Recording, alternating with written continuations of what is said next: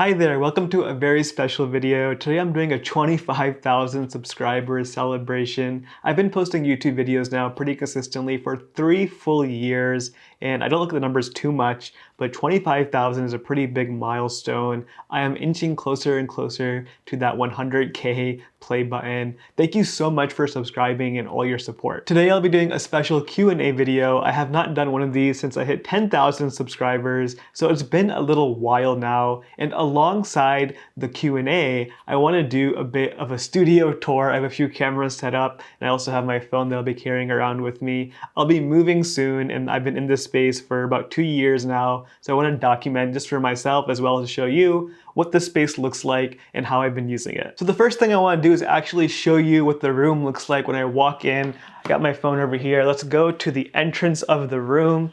And the thing I want to show you first is this little sign that I have on the door. It's just my name with the YouTube symbol on it.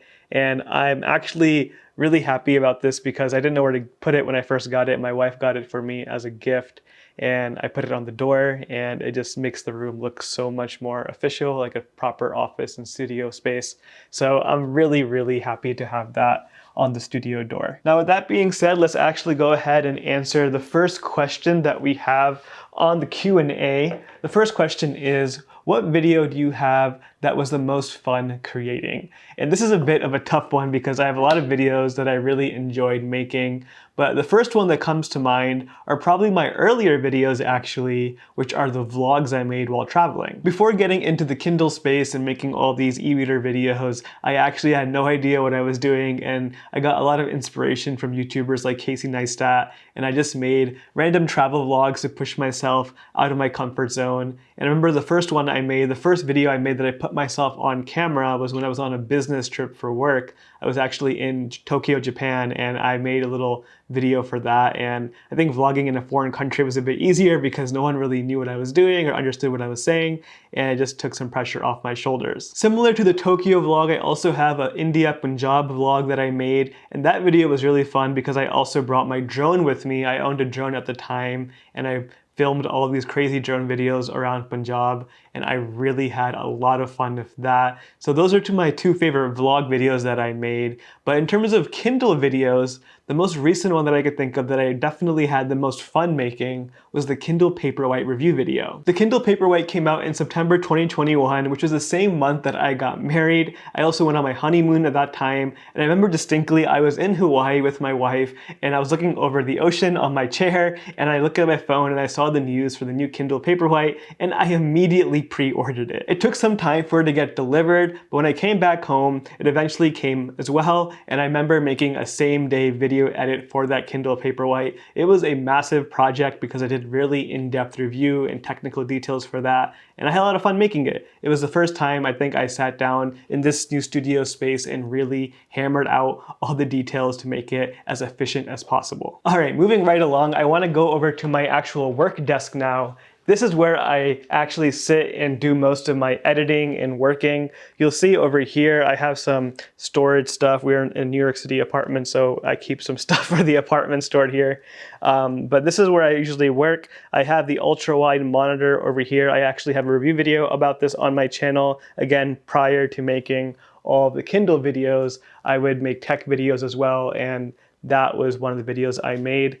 You see over here, I have my MacBook Pro as well as some fancy speakers. I wouldn't even be able to tell you which speakers these are. I just got them based off another video I watched on YouTube.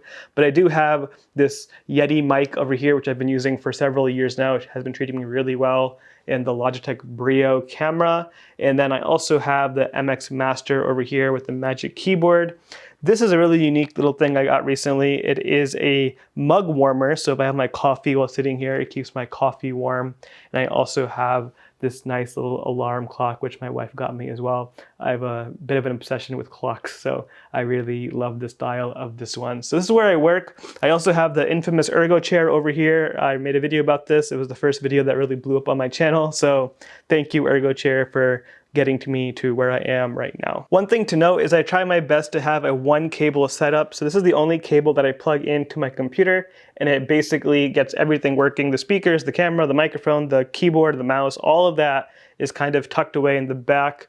My cable management is not the best by any means, but it does get the job done. I also keep a physical notebook on my desk, which is definitely handy. I have not been using it as much lately, but I used to use it a lot for just jotting down quick notes, and it's just nice having a pen and paper nearby. In terms of the desk itself, I have a fully Jarvis desk with the contoured indent over here for sitting, and this has been treating me really well. The one thing I don't like about it is this control panel over here.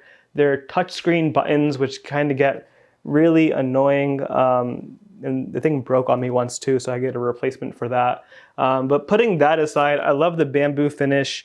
I do have a review video about the desk as well on my channel. Again, I used to make really random videos before the Kindle stuff, so I have a bunch of desk and chair videos. So if you want to learn more about the standing desk that I have, it is a really nice quality desk. So I'm pretty sure that covers it when it comes to my desk setup. Let's go back to the Q&A over here. The next question we have is, have you ever been burnt out from reading? Does it feel when you're reading a certain genre, the plots get the same? If so, how do you get out of that slump? Now that is a very good question. I definitely have felt burnt out while reading, and I try my best to use multiple genres within the one genre that I read. So I usually read nonfiction, but I have a ton of subgenres that I read within that. So I love to listen to audiobooks, which are usually biographies. Then on my Kindle, I love to read like self-help and personal development books. I also like to go into business books or other random books like marriage and relationship books. I've learned a lot from those. So I find that keeping a wide, like diverse set of subgenres is a really good way to help prevent that burnout and that slump feeling of just reading the same thing over and over again. I really do want to start reading some fiction books as well. I am not by any means against fiction books. I just haven't really found a few books yet that I found myself really wanting to read. I tried reading Game of Thrones, but that book is just very dense, and I think I need something a bit lighter to dip my toes in the fiction genre. So hopefully I'll have even more books to diversify my interests. All right, back to the studio tour now. Let's go back to my charging station over here. So my desk is over here, and that's the entrance. Then over here, I have this bit of a setup. Let me go through a few of these different things. I have the print over here on the wall, which I've had for a few years now. This is a Darbar Sahib print. This is the Golden Temple in Punjab, India. It's a very beautiful place that I highly recommend you check out if you are in India. And I also have a few other plaques and whatnot over here for work. This is my kind of messy charging station. I have an iPad over here that's always running with the latest live stream from Starbase in Boca Chica, Texas. I'm a huge SpaceX fan, so I am just keeping my eyes on that at all times.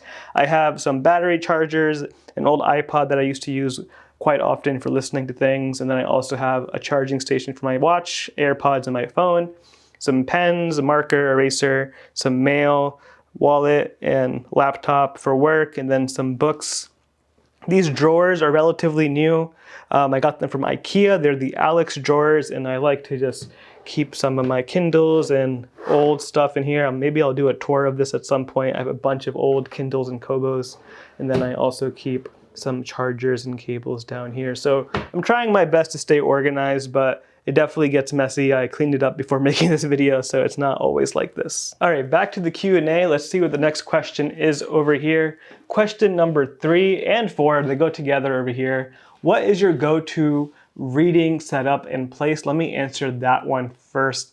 Now, if I had to pick, I think my go-to reading location would probably be the New York City subway. I love reading on my Kindle while commuting into the city for my day job. I go usually once or twice a week, and I just love reading on the subway. Usually people are very quiet and respectful, and just the feeling of being on a train moving, and then the dark environment. Usually it's pretty dark in the city subway, so I just love that feeling of sitting in the morning, having some quiet time, and the rumbling of the train. It's probably a weird thing to say, but I just genuinely enjoyed that feeling of reading on the train. The second question that goes along with this one is, if you could create the perfect money, no object reading corner / room, what would it look like? And what would the ambiance be? Describe the chair, the decor, and what view would it look out into?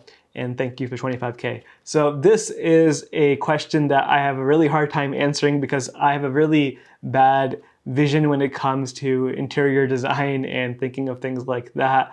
But if I had to say, I would probably keep it very homey and cozy. I would definitely want to have a sofa. I love reading kind of curled up on a sofa. I wouldn't really want a chair or anything like that. Something that's soft and I can just sit on very comfortably, different positions. And then I would want something that feels like a cozy living room probably. I love the bamboo look, so that is definitely something I would want across the entire decor. And probably a very well lit area. I love having light. I'm much more of a light mode kind of guy. So at the first glance, that's kind of what I would say. I know it's probably not as detailed as you would have liked to hear. In terms of the view, maybe overlooking a city or overlooking a park of some kind. I don't really have much of a preference here, but definitely when I move into my next studio space, I'll have to start thinking about things like this, especially if it's a bit bigger than what I have right now. So one day I'll figure this out, but as of right now, I don't really have too much to answer for this question. All right, next up, let me actually show you this filming setup. It is quite a lot of gear, so let me take out my phone over here and show you around a little bit. So let me start with the desk of where I'm sitting. I have this ergo stool over here, which is really handy just to sit on. And then over here, I have another desk that can turn into a standing desk if I just turn this little crank. And the thing I like about this desk a lot is it's on wheels. So when I'm not using it, I roll it up against this wall and it frees up this entire middle space, which is very, very nice, especially when you're in a small apartment like the one I'm in right now. And in terms of the lighting, we have two lights over here. I don't have any like in-ceiling lights or anything like that. I'm strictly using these video lights. This is the aperture dome, and that is the aperture softbox. And then in terms of the light itself, I have the Godox SL60W in both of these.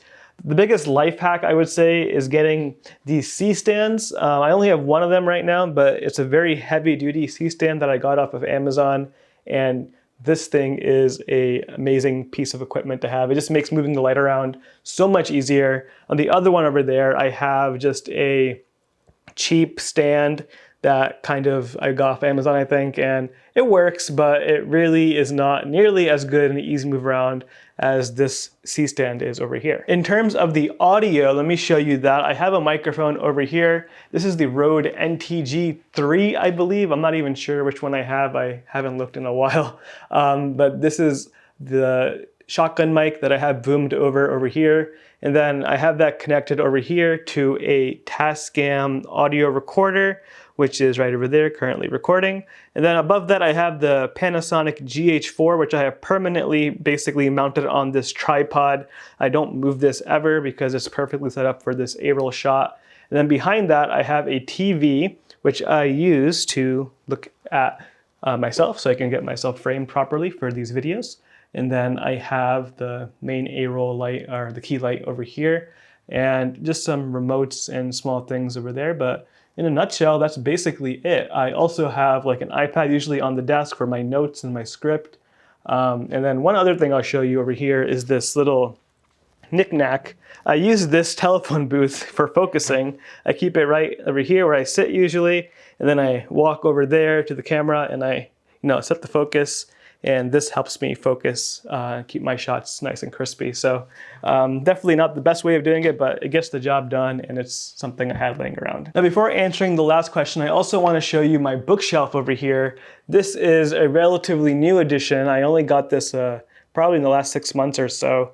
And I do have quite a bit of books on here, but it's pretty full already. And I really need to get another one because I have like those other books and a few more down there that I can't even see. So I'm at a point now where the bookshelf needs to be expanded. But I really love this one. Again, IKEA, I forget the name of this bookshelf, but it is really, really nice. I love the bamboo color and the feel of it. And these shelves are all adjustable, except for this one, which is really annoying. It's kind of fixed here. And just the way I laid it out, it kind of made this awkward middle shelf, which is why I have these little knickknacks over here. Then over here, you may have seen this in the videos, I have a wall of thanks. This is from Ali Abdal, his part-time YouTuber academy.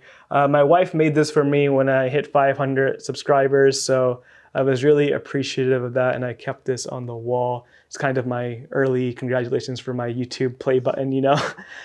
This is a Polaroid of when I first launched my first book, and then my wife recently made this for me for my 25,000 subscribers. So I'm really appreciative of this bookshelf. It's definitely grown over the months and years with all the books, and I hope to get a second one very, very soon. All right, let's jump into the last question I have over here for the Q&A portion of the video, which is, do you ever feel like you have limitations in your creativity sometimes after really going into the Kindle niche? And this is actually a very good question. A lot of people probably wonder why I focus on the Kindle videos so much, and if I get bored of them, and isn't there like a certain number of videos I can only make for this one topic? And the reality is I genuinely love making these Kindle videos, and before I made these, I was feeling so lost with my YouTube channel. I was making videos about anything and everything, and I was really searching for that niche where I could just pick one thing and double down into it. When it comes to YouTube, you really do want to be as specific as possible. The more niche you can be, especially when you're early in your YouTube career, the better chances you have of actually growing.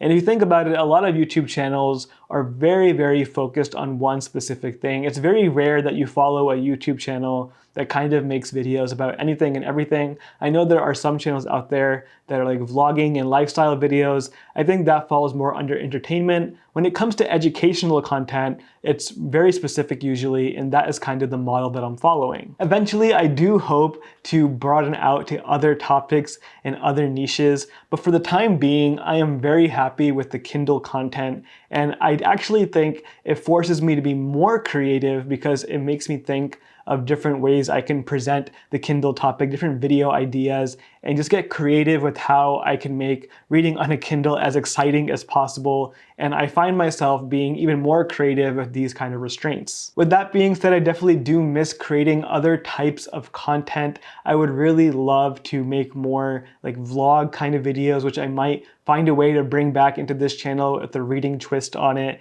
Also, my Sikh tech videos. I used to make a lot of Sikh related videos, which is my religion and the tech field of it. So I hope to maybe make a second channel for Sikh tech videos down the road. But even that, I'm just trying to keep myself as focused as possible for right now. I don't want to overcommit myself, which I've definitely done in the past. Thank you so much for all the questions, and I really hope you liked this little studio tour that I did. I know it's a bit of a smaller space, and I hope to have another studio soon where I can show you even a nicer tour, hopefully with more space and more room to try creative things. With that being said, if you want to see some of my older content, I want to point you towards that Punjab vlog that I made back in 2018. Before I made these educational videos, I was really traveling and making those kind of other videos. So if you want to see what that was like, link for that on the screen right now. Thank you so much for watching. I'll see you next time.